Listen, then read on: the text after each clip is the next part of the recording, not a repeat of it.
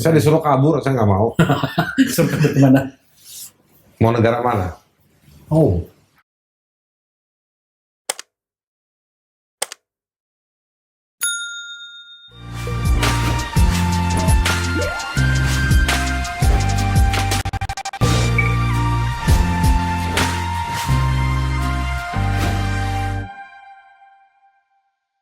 Assalamualaikum warahmatullahi wabarakatuh. Selamat malam.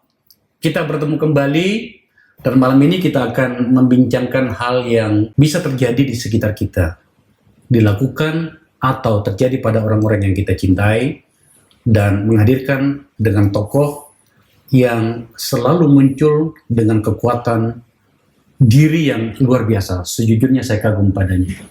Malam ini kita menghadirkan seorang yang daftar pesan pada episode-episode yang lalu itu namanya selalu muncul pada peringkat-peringkat atas untuk diundang, dimintakan kepada saya untuk diundang. Dan orangnya sudah berada di depan saya sekarang, sahabat saya, Saudara Haris Azhar. Selamat malam, Haris. Malam, Bang. Luar biasa. Baru sampai di Jakarta lagi ya? Baru 2 hari 2 hari ya? dari Papua. Papua, NTT. Saya lihat itu Anda rutenya itu berputar ya? Iya. Kapan ada di Jakarta nya kalau gitu? Kalau lagi diundang acara ini aja. Ya, banyak orang yang selalu melihat Anda dengan keteguhan sikap, terutama menyangkut penyikapan yang ekstrim terhadap penegakan HAM, hak asasi manusia. Tapi tidak banyak orang yang tahu tentang masa lalu Anda, atau setidaknya catatan-catatan yang sifatnya personal. Iya. Ternyata lahir di Jakarta ya? Lahir di Jakarta waktu itu. Jakarta. Nah, saya jadi bertanya juga, seperti pertanyaan banyak orang. Bagaimana Jakarta ini kan begini, Jakarta hanya menyisakan 2 tempat. Orang yang sukses dan orang yang gagal. Iya. Orang yang kaya dan orang yang miskin. Iya. Dan biasanya karakter masyarakat kota metropolitan seperti Jakarta itu membuat seseorang itu kadang-kadang menjadi apatis terhadap diri dan sekitarnya. Nah, siapakah Anda sebenarnya? Lahir di Jakarta dengan latar belakang sangat apatisnya masyarakatnya, tapi Anda memilih untuk fokus pada hal-hal yang berbau dengan hak asasi manusia. Saya anak Jakarta asli. Artinya lahir di sini, besar di sini. Saya lihat betul bagaimana kota ini berubah. Ya. Dulu lewat depan DPR itu, tempat abang dulu sempat di situ, itu masih banyak pohon. Gatot Subroto masih ada pohon. Saya masih ingat di kepala saya dengan baik bagaimana itu semua dibongkar, dibangun jalan tol segala macam. Tapi sebetulnya yang bikin saya kerja di bidang HAM ini mungkin alam bawah sadar saya, Bang. Karena saya minoritas ya, orang warga keturunan kan. Saya ini generasi ketiga atau keempat. Dulu kakeknya bapak saya yang 18 sekian masuk ke Indonesia. Dari India atau dari Arab? Dari India. Indianya dari? Kalau saya sebagian ada daerah India Selatan, sebagian lagi kalau hari ini sudah disebutnya Pakistan gitu. Tapi dulu belum ada Pakistan. Kan sejarahnya dulu kita itu orang India yang masuk ke Indonesia itu dari Gujarat ya? Gujarat. Nah itu saya ada dari daerah itu juga, India Selatan. Nah sebagian lagi dari sekarang disebutnya Pakistan gitu. Tapi dulu tuh India. Kakek saya dulu paspornya British. Inggris. Makanya saya suka bercanda di keluarga.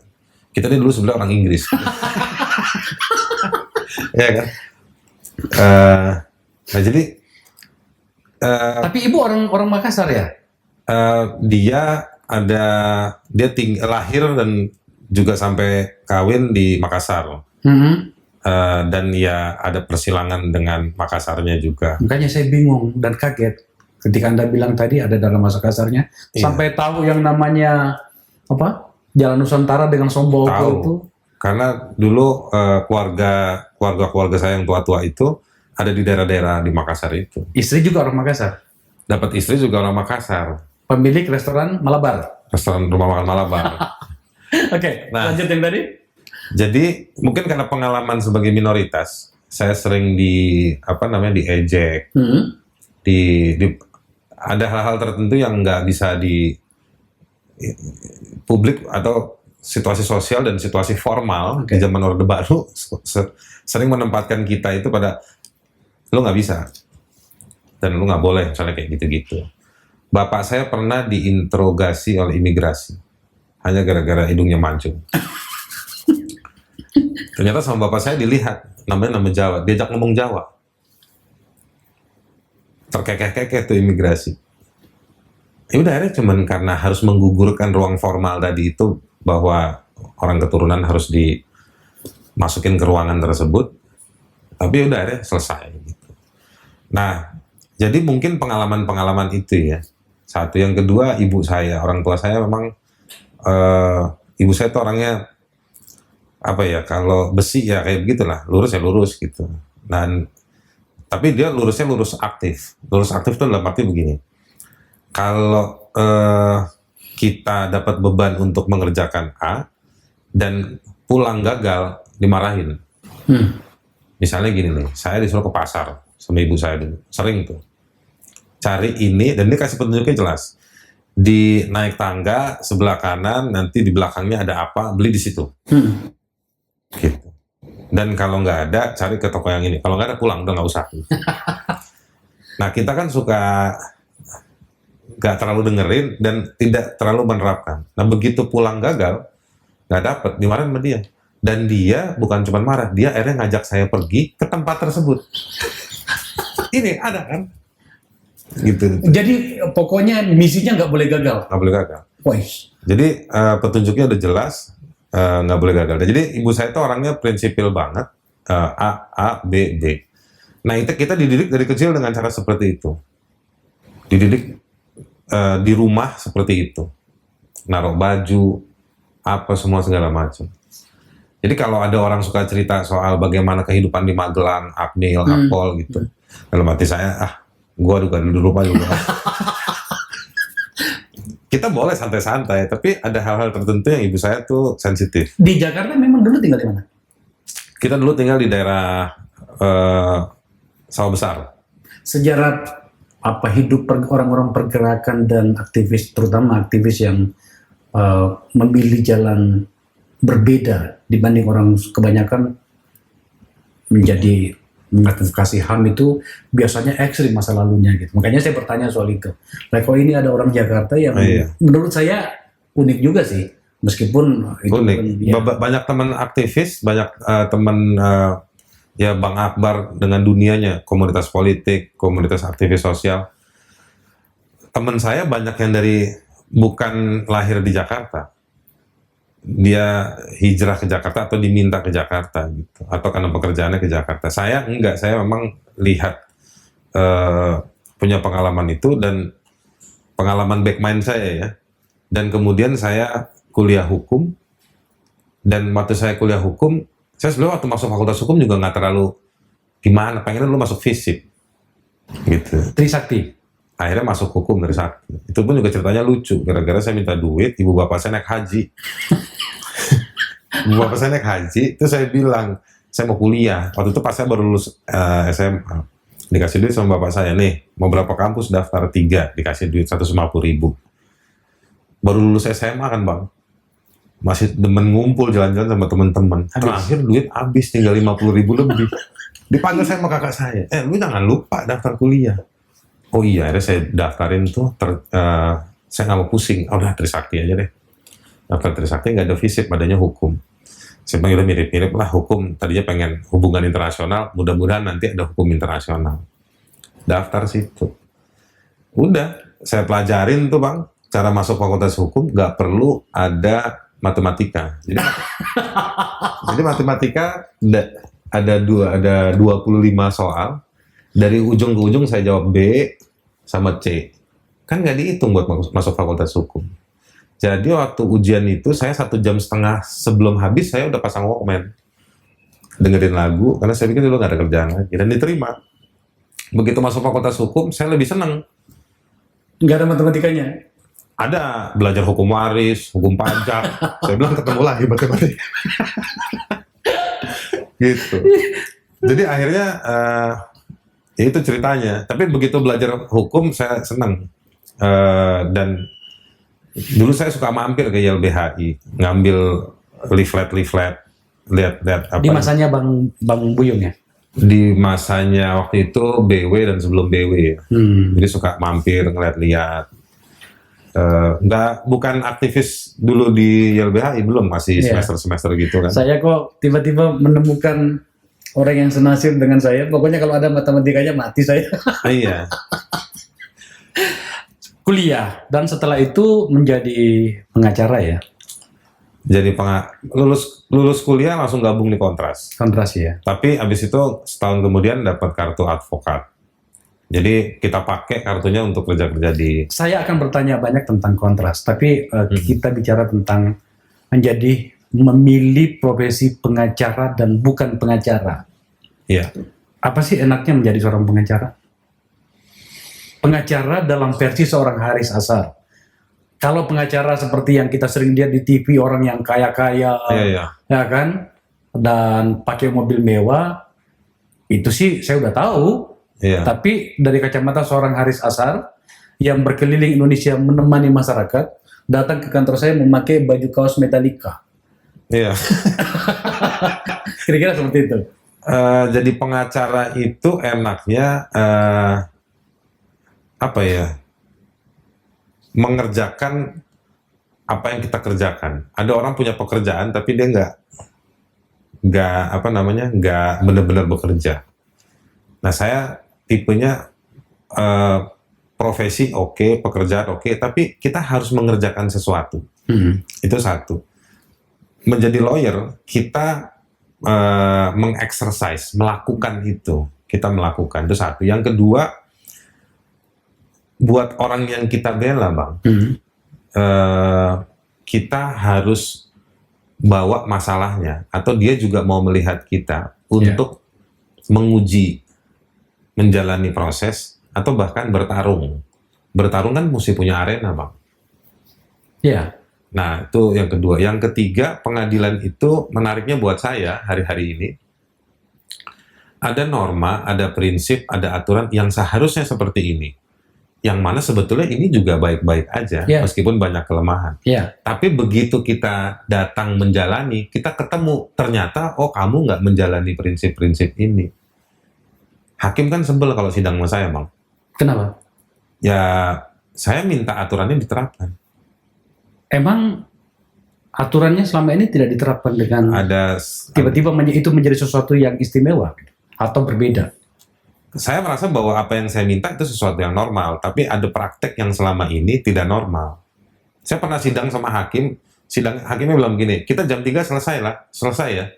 Saya bilang, loh, ini kan bukan pelajaran sekolah, yang 1 jam harus selesai. Kita kan tergantung dari proses pemeriksaan saksinya. Terus dia bilang, enggak, soalnya saya ada pemeriksaan di berkas yang lain. Ya nggak bisa begitu. Pemeriksaan saksi, kita berhak untuk dapat pemeriksaan saksi yang benar-benar memuaskan. Kalau dia larang pertanyaan yang sudah ditanya lagi, itu boleh. Tapi kalau dibatasi dengan waktu, menurut saya... Tentu saja saya paham siapa seorang Haris Azhar dan atau teman-teman yang memang besar di pergerakan dan kemudian memilih untuk menjadi pengacara. Kita masih dalam konteks pengacara. Cuma kan kemudian banyak orang yang beranggapan bahwa Anda tidak bisa diajak kompromi atau bekerja sama dalam hal substansi. Tidakkah itu membuat Anda repot? Repot, Bang. Repot ya? Dimusuhin orang banyak saya. Nggak tahu gimana ya, tapi saya sih udah pada situasi hak asasi manusia atau HAM itu udah kayak hobi saya. Oke. Dulu saya merasa bahwa ini kayak semacam konsep yang saya cari-cari. Jadi waktu saya masuk Kontras, saya suka sama Kontras karena waktu itu Kontras merepresentasikan kejujuran publik. Ngebongkar kejahatannya Orde Baru. Ya kan? Begitu Kontras muncul, saya bilang, wah ini dia nih, bener nih. Dilalah saya bisa gabung di situ. Dan saya ikut serta berpartisipasi melakukan apa yang dilakukan Kontras. Dan saya merasa di Kontras waktu itu saya nggak ada beban. Bebannya beban organisasi. Iya. Target ini harus kelar jam segini segala. Tapi kita nggak ada yang di-cut, ini harus begini aja, yang itu nggak usah, nggak ada. Dulu sama Munir, sama beberapa teman yang lain juga yang memimpin organisasi, itu kita dikasih kebebasan membongkar sebebas-bebasnya dalam kerangka hak asasi manusia. Dan oleh karenanya kita belajar, saya paling nggak saya berusaha belajar soal hak asasi manusia, bekerja soal hak asasi manusia, bahkan saya bisa S2 di bidang HAM lagi.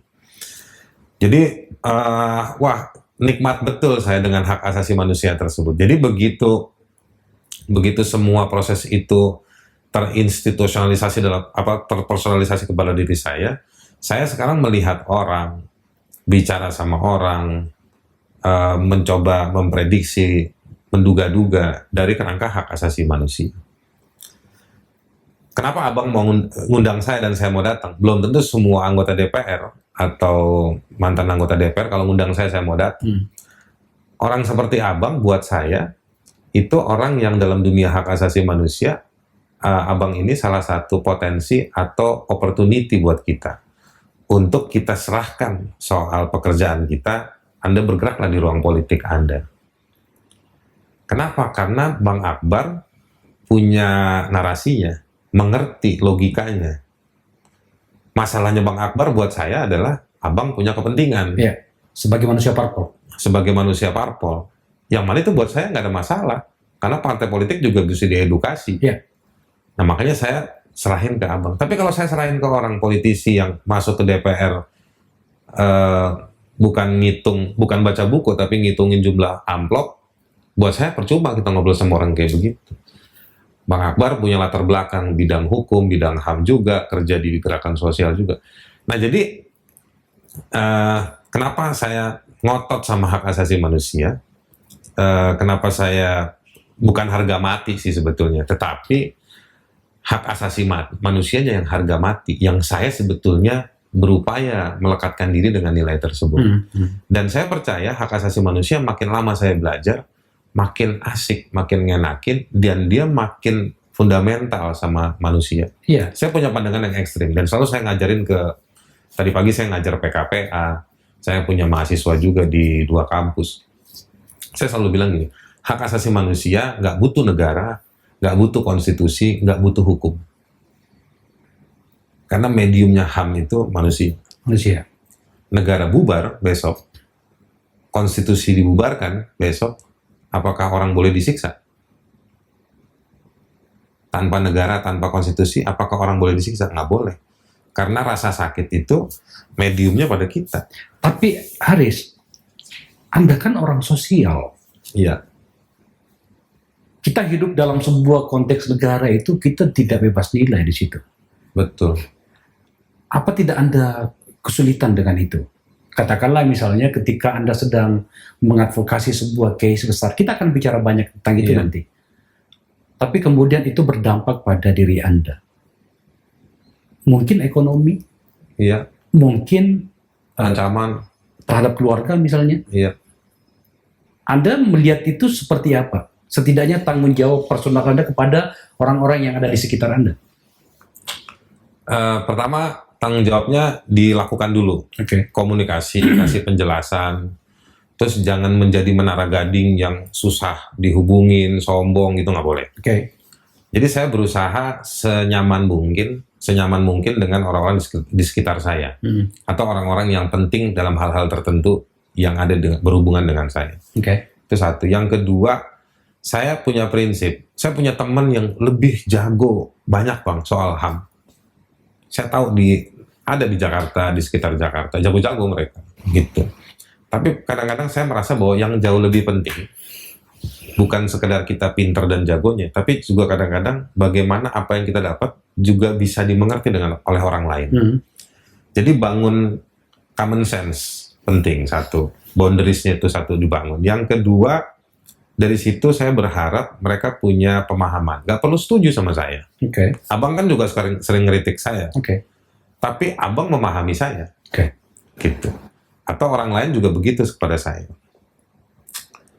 Jenderal-jenderal polisi itu pernah ketemu saya. bilang terima kasih kritiknya, meskipun saya nggak setuju sama Anda, Mas. Ya. Tapi setidaknya kan kewarasan itu ada. Iya, saya merasa bahwa message-nya masuk. Ya. Begitu. Nah, jadi beberapa hal itu saya lakukan terkait dengan soal ekonomi dan lain-lain.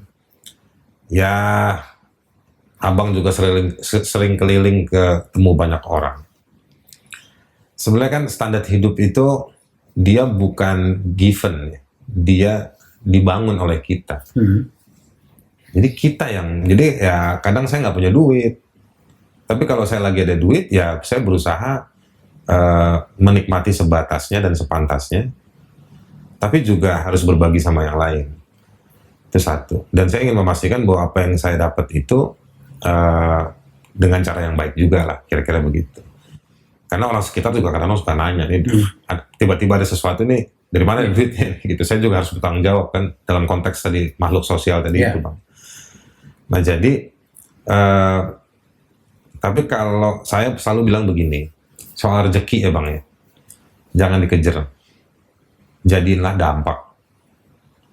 Kan ada orang kerja untuk ngejar kekayaan, tetapi saya kadang-kadang bilang sama yang muda-muda, kalau kita kerja benar, punya produk, dan kita menjalani semua dengan integritas kita, dengan standar kita, itu orang akan datang ke kita. Ada banyak yang mengatakan begini, terutama kepada teman-teman yang bergerak atau memilih HAM sebagai jalur perjuangan. Bahwa Anda boleh kejam kepada diri Anda, tapi Anda tidak boleh kejam kepada keluarga Anda. Iya. Bagaimana Anda memanai? Gini Bang, banyak orang menjadi aktivis terus mempersiapkan dirinya menjadi susah dan jelek, kucel gitu. Itu nggak apa-apa lah. Tapi juga begini, saya punya banyak teman dan saya agak jatuh cinta dengan almarhum supervisor saya waktu saya kuliah S2 di Essex University. Pernah di Essex ya? Di Essex, S2 saya di Essex. Namanya Profesor Kevin Boyle. Dia dikenalnya di Essex sebagai A3, akademisi, aktivis, dan advokat. Dan dia sangat prudent, detail, hati-hati, tapi asik gitu nongkrong sama kita. Dia dulu lawyer di Irlandia tahun 70-an. Dia menjadi salah satu tim lawyer pertama di Amnesty International. Ngobrol, dan dia sering ngajarin kita, jadi aktivis jangan lupa belajar. Punya ilmu, jangan lupa jadi dituangin ke tempat yang resmi, advokat tadi itu. Tapi bantu juga orang aktivis, tapi belajar juga, muter aja begitu. Dan dia sibuk Bang. Tapi itu kan dalam kacamata atau dia berada pada konteks Inggris. Nah itu dia, yang saya tadi bilang, saya lihat dia, saya punya cita-cita, kerja di bidang HAM, itu juga harus bisa profesional. Di Indonesia bisa nggak dilakukan itu? Itu saya sedang coba. Berhasil? Dan marketnya ada. Ada. Kita kan begini Bang, jadi lawyer, misalnya buka law firm, selalu berpikir dapat klien, punya klien, perusahaan gede, perusahaan asing, dibayar pakai dolar, pakai yen. Terus ngelihat saya diledekin sama temennya abang juga lah, tapi saya nggak usah sebut namanya. Haris keluar dari Kontras, buka kantor hukum, masih aja kliennya orang miskin. Ada begitu. Tapi ini ada banyak hal yang menarik. Saya dampingin serikat buruh banyak. Bang Akbar pikir serikat buruh nggak bertanggung jawab sama dirinya ketika datang ke kita minta didampingin. Saya cuma tanya, oke, kamu punya duit berapa? Ada cuma segini, kamu berapa orang? 1.000 orang, dikali segitu dapat berapa? Dapat segini, berarti kamu bisa bayarin kasus ini. Nggak perlu sama saya, cari lawyer lain pun bisa. Bisa. Dan mereka jadi nggak songong. Mereka jadi agak sedikit, oh iya ya, kita punya duit. Datang ke lawyernya, kita minta gini. Saya ajarin. Entah dia mau nunjuk saya jadi lawyernya, atau nunjuk orang lain. Tapi kalau begitu sikap Anda tidak akan bisa kaya raya dong, seperti yang kita sering lihat di TV itu, yang pakai mobil mewah gitu. Mobil mewah di Jakarta macet bang. Ya kan? Cari mobil yang AC-nya enak, bisa denger lagu, bisa bawa kita ke tempat-tempat tertentu. Ya, waktu saya kerja di Kontras, teman-teman saya udah banyak yang jadi lawyer. Dan kalau kita lagi reuni-reunian gitu, udah naik mobil yang Mercy, sedan apa, dan naik Harley segala macam. Tapi ya ujung-ujungnya pas lagi pagi, minggu pagi main sepeda bareng. Ya, jogging Sama aja bareng. ya. Jadi menurut saya ada hal-hal tertentu yang itu membanggakan, memberikan kenikmatan, tapi ada banyak hal yang nggak penting lah. Banyak orang yang tertarik dengan Anda, termasuk saya, karena yang saya pahami tentang seorang Haris itu kan konsistensi pada penyikapan. Iya. Berikut hal-hal yang mengikuti penyikapan itu, kesederhanaan, kekuatan, keberanian, itu tidak mudah. Saya mungkin memuji Anda, dan memang saya memuji. Tetapi pada titik tertentu, itu tadi yang saya katakan, bahwa kita tidak berdiri sendiri. Harus realistis ya. Itu bahasa yang sering digunakan oleh orang-orang yang mungkin sudah terlanjur berada pada zona nyaman. Saya akan menghindari itu. Tetapi, tidakkah Anda berpikir juga, kita belum masuk pada hal-hal yang berarti. Tidakkah Anda berpikir juga pada suatu waktu nantinya ketika pensiun misalnya, ingin menikmatinya dan kemudian tidak diribetkan lagi oleh hal-hal yang memang sudah seharusnya selesai di masa-masa betul. itu. Ada kepikiran, tapi kan cara untuk kita punya jaminan pensiun di hari tua itu model-model orang kayak kita nih bang, macam-macam. Ada yang jaminan sosial dalam arti sosial, ada banyak teman, meskipun nggak semua teman mungkin mau nolong kita gitu ya. Yeah. Yang kedua orang kayak abang, saya sih punya cita-cita mau nulis buku gitu. Sempat mau mikir mau S3 gitu ya, cuman saya masih coba ngumpulin duit karena kalau beasiswa udah umur susah dapat. Jadi mau coba ngumpulin duit biar bisa S3 bisa nulis, bisa ngajar di ke depan karena kita juga tenaga kita mungkin ke depan nggak bakal bisa kayak sekarang. Nabung tetap gitu meskipun ya kincringan nabungnya mungkin nggak kayak lawyer tadi itu yang dalam konteks pertanyaan saya ini tidak tentang tak ada batasan tanda petik. Iya, ini soal bagaimana kemudian kita melakukan sesuatu yang bermanfaat hari ini, tetapi juga kemudian di hari yang akan datang bermanfaat bagi diri kita. Iya, betul. Kalau Anda maksud dengan kata realistis itu tadi adalah itu, ya itu yang memang saya tanyakan. Dan jadi udah pas lah. Oh iya, saya rasa pas, ketemu gitu ya. Saya juga harus. Abang misalnya gini, abang pernah nggak ngalamin datang diundang sama orang, atau saya misalnya beberapa kali sering lah, saya dibantu orang gitu. Kasus saya kan nggak hanya berbayar, saya lihat orangnya kalau orangnya perlu dibantu, kita bantu, kita nggak minta duit. Tapi mereka ngebantu kita dengan caranya mereka. Turun dari pesawat atau sampai di kota itu, kita nggak pernah ngeluarin duit. Ya. Tapi asal kita mau menyesuaikan diri dengan mereka. Mereka makan jagung, kita makan jagung. Mereka potong ayam buat kita makan itu. Diajak ke pinggir pantai gitu. Tapi 3 hari kita di sana, ngurusin kasusnya, ajak kasih masukan, konsultasi segala macam.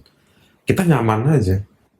Itu di dalam pergaulan yang saya pahami bernama harga dari sebuah respect. Betul. Itu tidak mudah itu. Anda boleh kaya tetapi Anda tidak mendapatkan respect, tidak memiliki kehormatan. Iya. Saya pernah bang ke pulau kecil, namanya Pulau Romang di Maluku Barat Daya. Oke. Kabupaten itu saya berkesan banget lah kesannya. Kabupaten itu isinya air bang, nggak ada daratan. Tapi semenjak saya pergi sampai saya pulang, saya nggak keluar duit, nggak ngapa-ngapain. Saya menikmati alamnya, masyarakatnya bawain saya makanan, diajak sarapan, malam dihidangkan apa. Jadi sebetulnya buat mereka saya datang itu mereka nganggap ini saya udah ngebantu mereka. Jadi mereka harus merespon dengan cara dan apa yang mereka punya. Tapi kenapa tidak begitu cukup banyak orang yang memilih menjadi seperti Anda? Anda kan ngajar nih. Iya. Di mahasiswa Anda banyak yang tertarik? Tertarik mungkin iya, tetapi kalau dia tahu apa yang sudah Anda lalui itu, saya yakin kabur mereka. Paling nggak dimarahin sama orang tuanya. Saya juga dulu sebenarnya kerja begini, orang tua saya tuh luar biasa lah. Mereka itu mungkin mereka nggak paham apa yang saya kerjakan dulu ya. Belakangan waktu saya sampai berangkat ke Inggris, mereka bilang, oh jadi serius nih. Serius. Saya dipikir kenakalan remaja aja gitu. Wah ini mungkin masih begajulan gitu ya. Ternyata saya serius, saya belajar gitu. Nah banyak anak muda sekarang saya ngelihat situasi rumahnya ya. Makanya kan ada lagunya Iwan Fals tuh. Di lagu apa, Pesawat Tempur ya, yang dia bilang orang tua pahamilah anak-anak muda gitu. Ya itu mungkin situasi itu terjadi banyak anak muda, mahasiswa-mahasiswa saya. Jadi mereka tertarik belajar HAM, tapi belum tentu, jangankan mau ngikutin saya, mau nulis skripsi HAM aja belum tentu mau.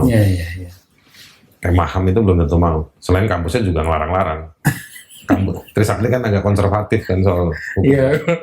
Tahun 2016 itu heboh. Iya. Tiba-tiba beredar percakapan Anda dengan seorang Freddy Budiman. bernama Freddy Budiman. Saya pernah bertemu dengan Freddy Budiman ketika saya waktu itu sebagai anggota Komisi 3 diminta untuk berkunjung ke Nusa Kambangan. Saya sendiri waktu itu anggota Komisi 3 karena ada acara seminar di sana dan saya bertemu. Di depan saya orangnya apa ya, memang saya juga waktu itu mengatakan, oh orang ini bernama Freddy Budiman. Tapi kok tiba-tiba beredar percakapan Anda itu dan isinya yang membuat heboh ketika dia mengaku bahwa ada orang oknum di BNN dan Mabes Polri. Dan TNI. Dan TNI juga? Iya. Oh. Dalam peredaran narkoba itu. Coba diceritakan bro. Ini penting karena narkoba sekarang salah satu ancaman terbesar kita. Baik sebagai bangsa maupun sebagai, terutama anak muda kita ya. Saya jujur sangat khawatir dengan itu. Nah, makanya Freddy Budiman udah dieksekusi, tapi narkoba tambah banyak. Ya itu dia. Berarti ada yang salah kan? Kalau soal itu saya bisa bersikap sekarang bahwa saya orang yang menolak hukuman mati. Iya. Jadi gini Bang, Freddy Budiman itu sebetulnya kalau pakai analogi gampangnya, ini sebenarnya menarik untuk dijadiin film. Oke. Gitu.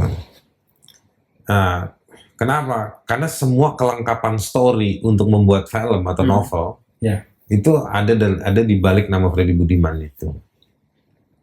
Nah, jadi memang sebenarnya apa yang saya ungkap itu mungkin hanya sekitar 30 atau 40%. Masih ada yang lain? Kalau apa saya, saja? Jangan nanti gara-gara ini abang tadi dipanggil sama polisi. Kalau saya sih udah biasa dibidik-bidik sama polisi. Oke. Nah itu masih banyak Bang.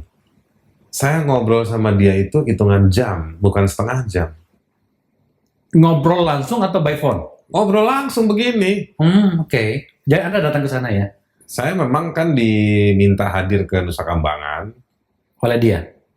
Oleh beberapa orang. Jadi yang minta saya itu ada satu ibu yang sering memberikan pelayanan rohani. Oh, oke. Nah, jadi kita udah pernah bantu si ibu ini dan ada satu bapak yang di luar untuk urusan lain gitu. Terus mereka bilang, Pak Haris bisa nggak datang ke Nusa Kambangan? Ada beberapa nih yang mau ketemu atau mau ada konsultasi, mau kasih lihat kondisi dan lain-lain. Udah saya bilang, oh ya Bu, siap, saya datang, saya cari waktu, datang ke sana Bang. Udah, datang, semua prosesnya gampang, ketemu sama Freddy, sama si siapa nih? John K. Gitu, jadi pertama John K cerita, terus Freddy cerita, terus ketemu sama yang orang Brazil yang dieksekusi juga di LP yang sebelah dekat laut itu. Nah jadi dia cerita, sebenarnya dia curhat, gitu. Jadi dia bukan minta saya untuk buka ini, enggak. Kita ngobrol, gitu, ngobrol, curhat. Tapi dia bersedia direkam. Kita nggak boleh bawa rekaman. Oh, oke. Kan semua elektronik ditaruh di. Waktu itu kalapasnya Pak Sitinjak, orangnya too good to be true lah waktu itu. Memang orangnya tegas dia, Pak Sitinjak. Jadi boleh Bang, tapi nggak ada rekaman-rekaman nih. Saya tunggu deh. Tapi kan waktu saya dilaporin ke polisi, semua kerja kan meriksa Haris ini bohong apa enggak. Ternyata kan ada CCTV, ada buku tamu, saya isi semua, dan saya nggak keberatan ada CCTV. Jadi saya nggak dibilang bohong. Oke. Dan semua saksi itu diperiksa, dan apa yang Haris bilang benar. John K diperiksa, John K bilang ya benar. Itu mau omongan biasa Freddy, saya dengar kabarnya begitu. Dan Freddy sebelum dieksekusi diambil videonya. Saya datengin Pak Yasona, Menkumham. Saya bilang, kalau saya ada apa-apa dengan saya, Anda tanggung jawab. Karena Anda tahu kesaksian saya, itu nggak seberapa dibandingkan kesaksiannya Freddy di video itu. Dan sebetulnya ada visual-visual lain lagi, Bang. Nanti ada waktunya bakal dibuka semua. Gitu. Oke. Biar orang-orang itu pada tua dulu lah yang disebut-sebut ini. Banyak nama ya? Banyak, Bang. Banyak nama. Berikut dengan jumlahnya dan model ya? Sebenarnya jumlah itu bukan, jadi gini, menceritakan soal modusnya. Gitu. Jadi yang, kenapa saya bilang tadi bagus dibikin film? Karena menceritakan story, ada story bagaimana ini semua terjadi. Gitu. Makanya tadi saya bilang kan, orang kayak Freddy Budiman dieksekusi, tapi narkoba tambah banyak. Karena ini bukan soal orang, tapi ini soal sistem. Jadi kalau misalnya ada seseorang yang mau membiayai buat film dan mendapatkan izin dari keluarganya, Anda bersedia untuk berkontribusi pada film itu ya? Bukan saya yang menentukan ya, keluarganya lah tetap. Tetapi kan informasi-informasi Tapi soal-soal kayak begini, kalau ada orang bisa riset, bisa dapat ya?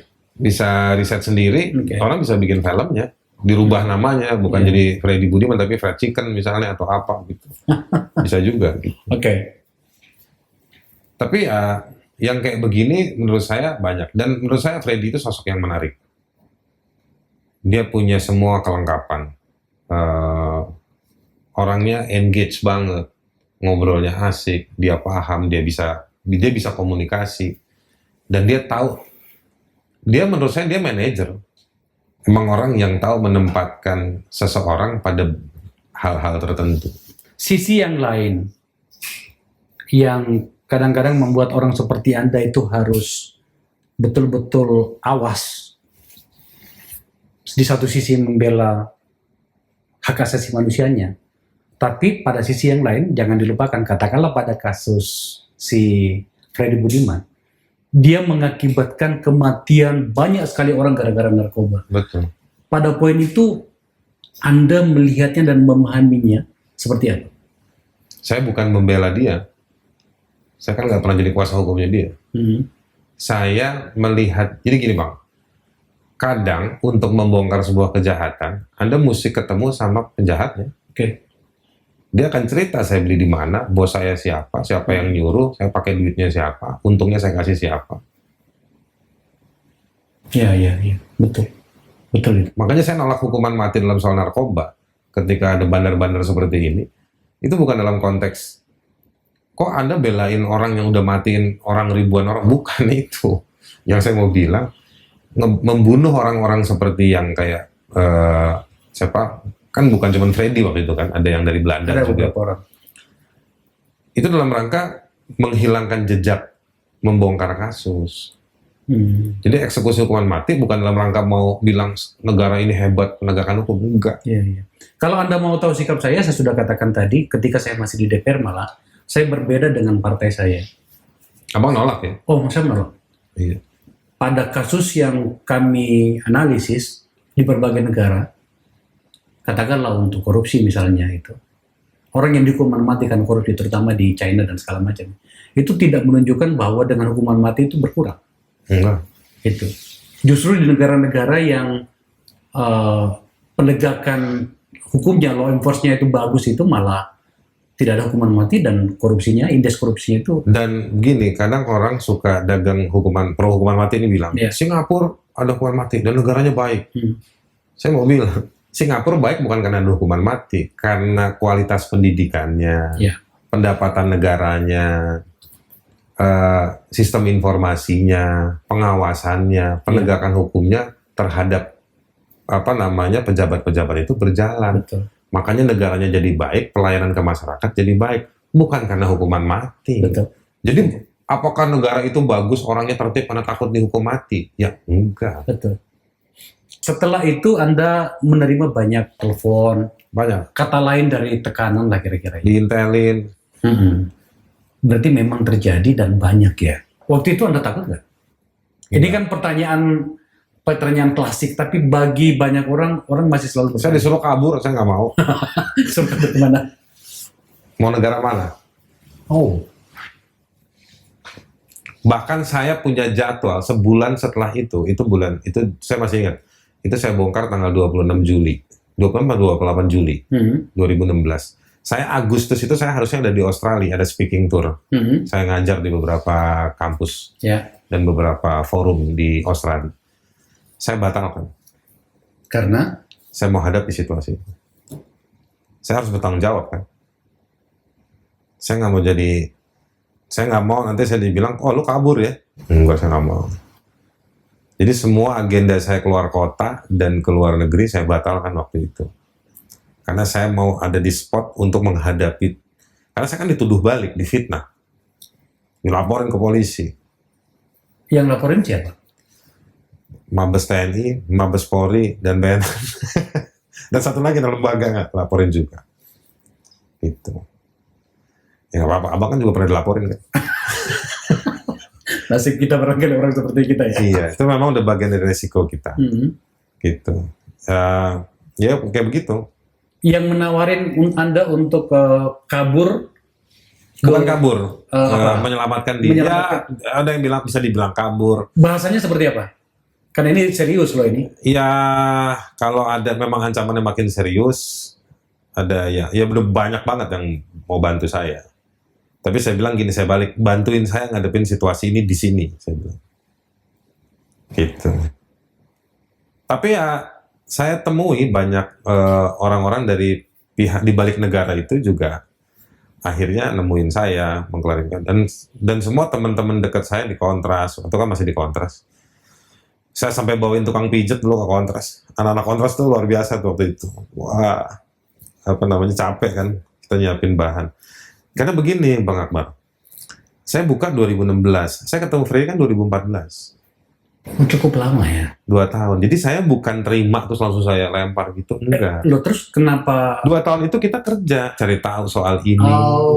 melakukan investigasi untuk memastikan tadi? Gitu. Dan ini kan bagian dari proses advokasi. Saya bukan karena dikasih anggur sama Freddy, Bang tolongin dong ngomongin begini. Enggak begitu saya.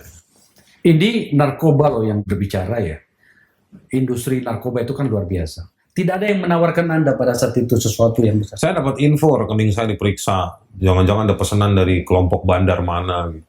Saya bilang, periksa aja. Kalau kurang tolong tambahin, saya bilang. Macam-macam lah, dicari lah kelakuan saya, hobi narkobanya apa gitu-gitu. Di tapping begitu ya? Dicari saya di Ya, pokoknya Anda pasti di tapping dan sekaligus mungkin di profiling juga kali di ya? profiling. Saya bilang saya nggak narkoba, nggak, saya ubi-ubian. Ya kan? Jadi ya sampai begitu security dekat rumah itu cerita, ada yang ngaku wartawan lah, apa segala macam. Tapi macam-macam lah, tapi seru. Saya waktu itu tuh 2 bulan pertama tidur 3-4 jam. Masa sih Anda tidak takut? Semua orang punya rasa takut loh, dan itu wajar, sah itu adanya. Saya takut tuh begini Bang, saya itu takut kalau kehidupan kita nggak jadi lebih baik gitu. Itu lebih menakutkan buat saya. Kita itu siapa? Kita semua ini. Sebagai sebuah bangsa. Sebagai bangsa, sebagai komunitas yang hidup bersama. Takut, capek, itu ya iya. Cuman saya lagi lari tiba-tiba saya jogging gitu ya. Digonggongin anjing juga kadang-kadang takut juga gitu. Maksud saya, aduh rese juga. Tapi maksud saya lebih takut pada kalau kita downgrade, situasi kita memburuk tambah hari tambah lama gitu. Nah, saya merasa bahwa jika situasi di depan menakutkan, maka hari ini harus semakin berani. Karena kalau kita berani di hari yang kita sudah hancur, itu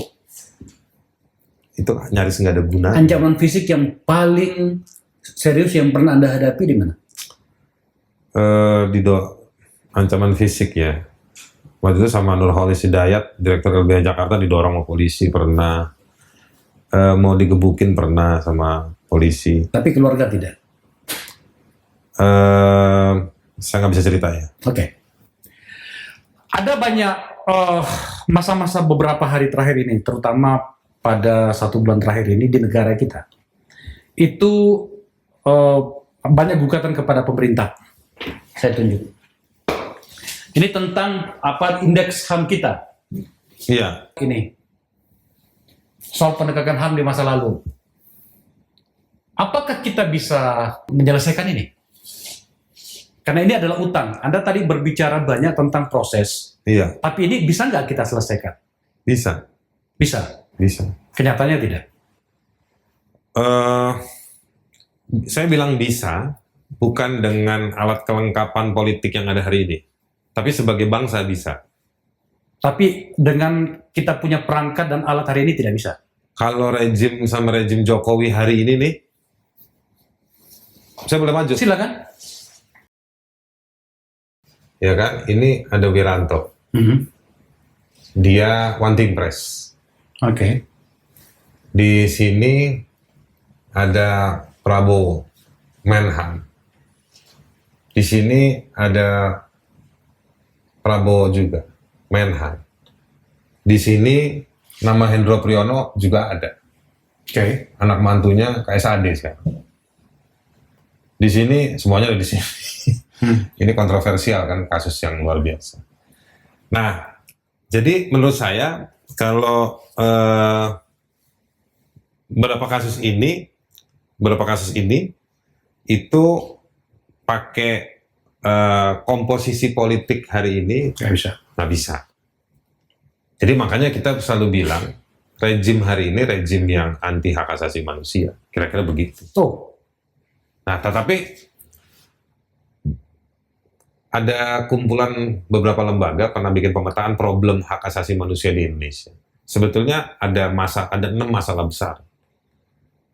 6 masalah besar itu misalnya soal serangan terhadap kelompok rentan, terutama perempuan dan anak-anak.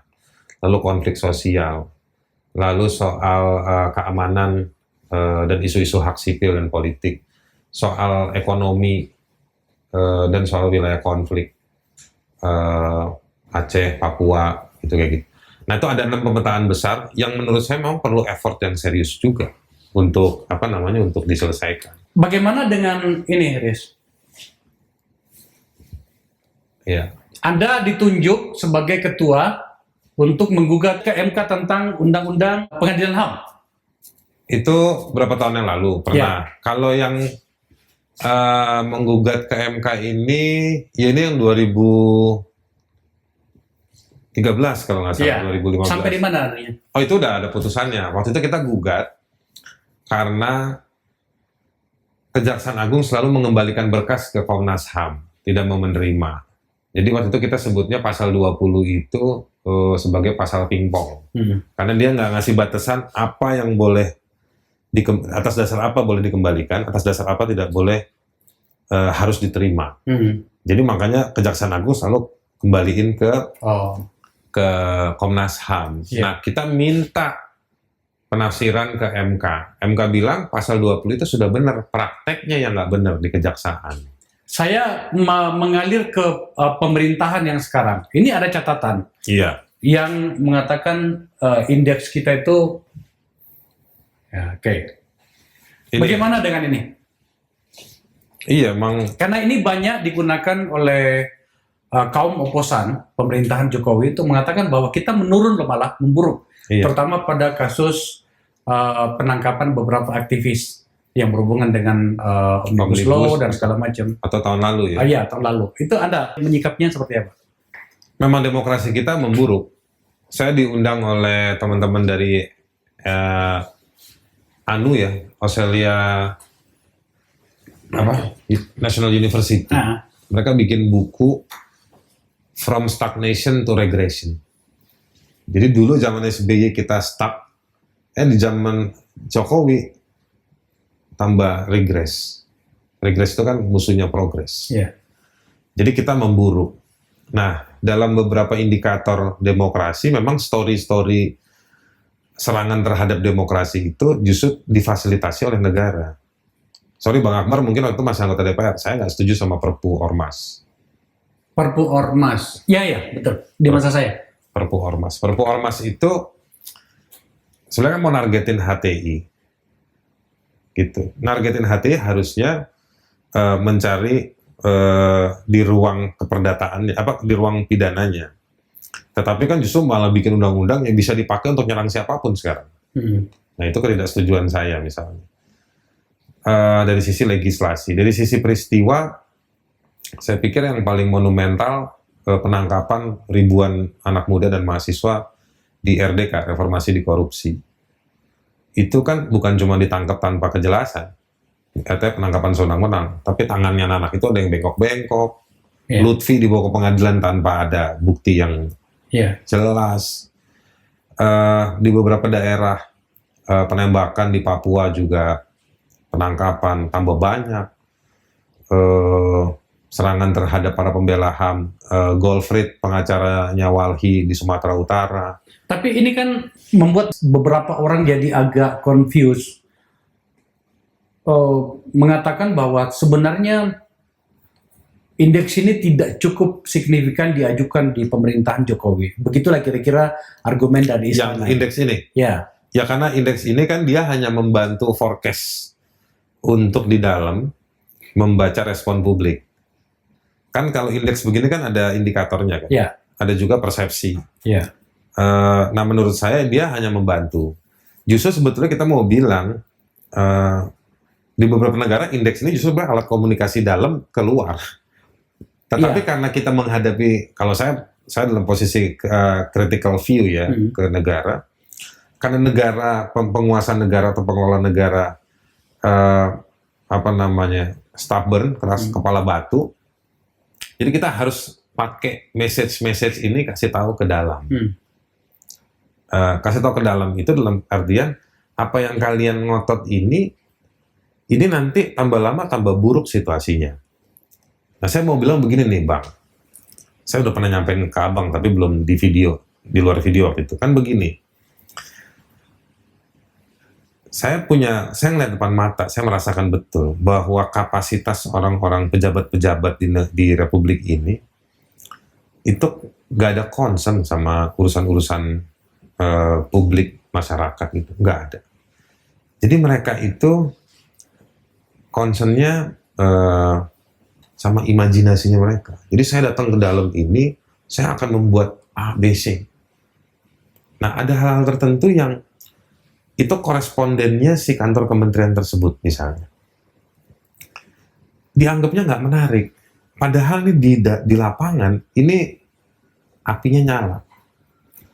Yang kalau dia punya imajinasi untuk melakukan A, melakukan B, melakukan C, tanpa pernah menyelesaikan api ini, nggak bakal jalan. Ini penting sekali, Riz, kalau soal ini menurut saya, karena ini menyangkut dengan hak yang paling mendasar yang Anda perjuangkan ya. Tetapi jika dihubungkan dengan pemerintahan Jokowi, karena saya mengenal presidennya, orang yang menurut saya cukup humanis, tetapi yang kemudian digugatkan oleh banyak pihak seperti ini. Apa yang salah dengan pengelolaan negara kita menyangkut soal isu HAM hari ini?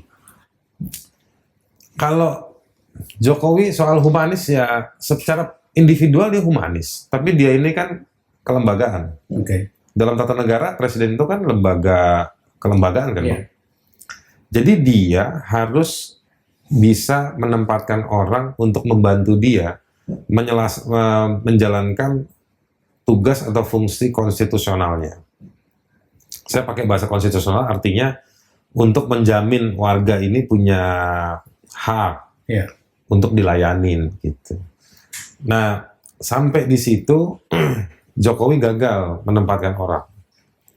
Saya pernah berpikir waktu Abang bilang saya cukup kenal sama Jokowi. Abang dulu di tim 5 juga ya 2014. Iya, tim transisi saya. Tim transisi. 5 orang. 5 orang. Mestinya Abang ini jadi menteri. Saya tidak siap Anda. Ya, begitulah. Sudah lewat. Enggak. Mungkin di dalam lingkarannya Jokowi itu di 2014 atau 2019 yang ngerti hukum HAM lebih dari Abang, mungkin saya ada dan saya nggak tahu. Ada juga yang saya tahu tapi juga nggak dedicated, nggak loyal, nggak, ya udah lupain. Tapi orang kayak abang, menurut saya lumayan. Buat publik lumayan dibandingin yang ada sekarang. Nah, poinnya saya mau bilang begini, poinnya begini, Pak. Poinnya begini. Abang itu waktu jadi tim transisi, abang dipakai justru sama Jokowi, sama rejimnya Jokowi. Siapa rejim Jokowi? Lihatlah siapa yang menikmati hari ini.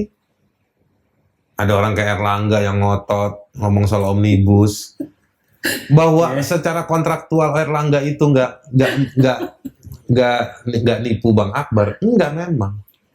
Erlangga juga waktu 2014 waktu abang di tim transisi juga nggak punya bayangan dia jadi menteri.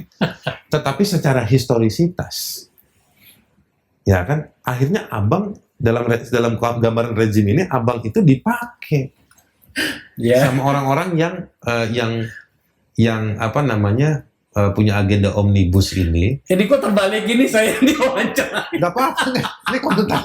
Itu kan gara-gara pertanyaan tadi. Nah jadi gitu Bang. Iya, jadi iya. abang itu, mereka bilang gini hari ini, untung dulu ada Bang Akbar Faisal. Abang kan diterima sama publik. Iya, iya. Jadi wajah penerimaan publik itu terhadap abang itu yang menyelamatkan Jokowi secara historisitas, dan akhirnya dia punya Erlangga, Golkar, Iya, iya. Luhut Binsar Panjaitan dan lain-lain yang sangat pro pada omnibus. Nanti kita bahas itu soalnya. Begitu Bang. Anda sudah melakukan segalanya, setidaknya sampai hari ini. Enggak lah, Ya, saya apalah. oke. Tetapi kemudian orang akan bertanya, kalau memang harus berhenti, apa yang Anda inginkan di bangsa kita sebagai sebuah negara, penegakan HAM-nya seperti apa? Anda kan pada suatu saat harus berhenti ya, mungkin karena usia, mungkin ada kegiatan yang lain gitu. Karena mati. Kalau berhenti, maksudnya saya mau berhenti kalau apa gitu? Ya, Saya mau berhenti kalau saya sebenarnya senang lihat hari-hari ini banyak anak muda yang marah dan konstruktif, pinter-pinter. Lihat di Instagram, anak-anak muda itu bikin info-info. Saya menikmati anak-anak muda itu. Jadi meskipun mahasiswa saya nggak banyak yang kerja di bidang HAM gitu ya, ada 2-3 gitu. Tapi saya secara lebih luas saya menikmati. Saya masih belum bisa bantu anak-anak muda di Ternate yang lagi ditangkepin polisi, diserang, diintelin. Tapi di balik itu saya merasa, wah keren lo pada lo hidup gitu. satu Jadi- yang Jadi terakhir. saya senang Ya. kali itu. Jadi saya pengen, saya sebenarnya udah nggak berharap sama penguasa Republik ini ya. Apalagi dengan sistem partai, abang orang partai, abang tahu betul ada oligarki, ada cengkraman itu. Jadi saya nggak berharap, tapi saya berharap partisipasi publik tetap hidup. Dan makin banyak, itu makin enak kita. Makin bisa kita ada waktu untuk pergi ke gunung atau berenang di pantai. Ya. Begitu. Ya, Haris Azhar, saya tidak pernah membayangkan bagaimana Anda menjalankan hari-hari Anda dengan agenda yang luar biasa seperti ini. Tetapi mewakili publik, saya ingin mengucapkan terima kasih. Saya bang, abang juga hebat lah. Kita tidak selalu bersepakat. Salah Iya. satu kritik saya kepada Haris itu adalah bisakah kita memberikan respek kepada pemerintahan yang telah berusaha melakukan yang terbaik dengan kesulitan-kesulitan yang dihadapi. Nggak bisa. Bahwa kemudian ada banyak problem di dalamnya, saya pahami dan saya lihat itu. Tetapi Anda memang bergerak di wilayah yang tidak bisa dinegosiasikan. Saya Bernama kemerdekaan. Saya pengen bang ngargain pemerintah, tapi susah ketika saya ngelihat orang ditembak, Ya. orang gara-gara copot tenda di Sumba Timur dipidanain, buktinya nggak ada. Tapi saya sama abang saya tetap hormat. Ya. Jadi ada beberapa individu, menurut saya emang nggak bisa nggak dihormatin karena cair komunikasi itu terjalan. Ya. Dan saya bisa ngeritik abang, Ya. abang juga bisa marahin saya. Saya paham, makanya saya Iya. saya katakan tadi bahwa ada memang beberapa titik yang tidak bisa kita negosiasikan. Nggak bisa. Dan saya hormati itu. Iya. Toh kita rasakan. Mungkin barangkali mulut saya mengatakan, oh jangan begitu dong. Tetapi sebenarnya kita rasakan bahwa ada yang terlanggar di situ. Yang saya katakan tadi bahwa yang paling mendasar adalah hak asasi kita. Betul. Dan Haris ada bermain di situ. Sekali lagi, Haris, Sama Bang, thank you. terima kasih ya. Sama-sama. Saya berharap Anda akan muncul lagi di program saya ini, Akbar Faisal Unsensor, untuk memberikan pembelajaran dan pandangan-pandangan kita kepada publik. Kesepakatan saya dengan teman-teman yang saya undang itu adalah ini adalah medium untuk pembelajaran dan informasi yang bertanggung jawab. Iya. Kita boleh bersepakat, tapi bisa juga kita tidak bersepakat. Yang penting tidak ada yang saling menghinakan di situ. Yang penting semoga acara ini nggak disensor sama Johnny Plate. Sahabat saya, dia orang baik. Nasdem. Ya. Baik. Oke. Sekali lagi terima kasih banyak, Riz. Sama-sama. Saudara-saudaraku semuanya, para pemirsa, nagarawan-nagarawati, demikian perbincangannya panjang dan kita mendapatkan banyak informasi yang luar biasa mendasar dari seorang Haris Azhar, seorang pendekar HAM. Saya menghormatinya dan saya berharap semuanya baik-baik saja, termasuk Haris dan keluarga dan kita semuanya. Dan pada titik tertentu nantinya bangsa ini akan meninggalkan kita semuanya meninggalkan legasi yang luar biasa untuk HAM.